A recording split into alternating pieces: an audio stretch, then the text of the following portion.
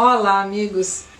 Mais 5 minutos, o recado de toda semana da Casa Espírita Eurípides Barçanufo, para juntos pensarmos, refletirmos um pouco em algum tema e com isso podermos tirar algum ensinamento, algum proveito para vivermos melhor. Ultimamente a gente ouve muitos comentários a respeito de transição planetária e em especial nos últimos dias muitas notícias falando de data limite.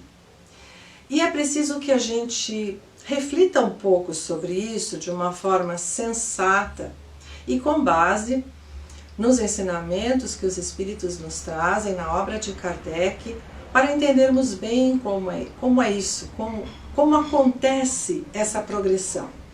Nós vemos na obra de Kardec os Espíritos nos ensinando que há categorias de mundos. Mundos primitivos, onde os espíritos fazem suas primeiras encarnações, muito atrasados ainda. Mundos de expiação e provas, como o nosso, a Terra, onde ainda predomina o mal. Mundos regeneradores, em que os homens já estão, na sua maioria, voltados para o progresso moral. Ainda existem algumas mazelas, mas num grau bem menos significativos. Os mundos felizes, onde o bem já se estabeleceu. E os mundos celestiais ou divinos, onde estão as criaturas que já conquistaram as virtudes. Então, a progressão nesses estágios se faz gradualmente. O homem também vai progredindo moral, intelectual e fisicamente. E paralelamente ao progresso da humanidade, acontece esse progresso dos mundos. O que ocorre é que, baseados numa entrevista que Chico Xavier fez à TV lá em 1971, onde ele se referiu à data da chegada do homem à Lua, que foi 20 de julho de 1969, como um grande marco de avanço tecnológico, Chico Xavier falou que daquela data da chegada à Lua, colocando-se mais 50 anos à frente, que seria agora, se nesse período o homem não tivesse detonado uma bomba, não tivesse dado causa a uma guerra de extermínio, então, após 50 anos, seria um período em que se consolidaria essa transição de um mundo de provas e expiações para um mundo de regeneração. Foi isso que o Chico falou. Em nenhum momento ele disse vai acontecer um grande cataclisma no dia 20 de julho de 2019, ou acontecerão violências, agressões, extermínios coletivos de alta intensidade e consequência. Não foi isso que ele falou. E é isso mais ou menos que está na cabeça de muitas pessoas. Ele disse que a partir daquela data, da chegada do homem à Lua, mais 50 anos, caso não houvesse uma guerra de extermínio, então poderia se considerar que estava mais consolidado esse progresso da Terra, de mundo de provas e expiações para mundo de regeneração. Isso significa que cada vez mais os homens que não querem progredir moralmente vão sendo deslocados para planetas inferiores, para que a Terra sirva de moradia para aqueles que estão ascendendo moral e intelectualmente, para que se instale então esse mundo de regeneração. Só que isso se faz gradualmente, progressivamente. Não é algo assim abrupto.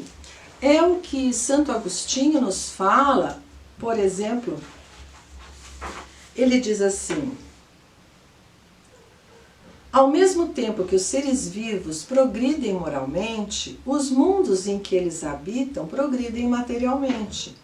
Quem pudesse seguir o mundo em suas diversas fases, desde o instante em que se aglomeraram os primeiros átomos da sua constituição, o veria percorrer uma escala incessante e progressiva, mas em graus insensíveis para cada geração.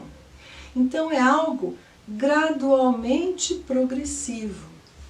Também em A Gênese, essa passagem de Santo Agostinho no Evangelho segundo o Espiritismo. Em A Gênese, assim nós encontramos: fisicamente a Terra já teve as convulsões da sua infância.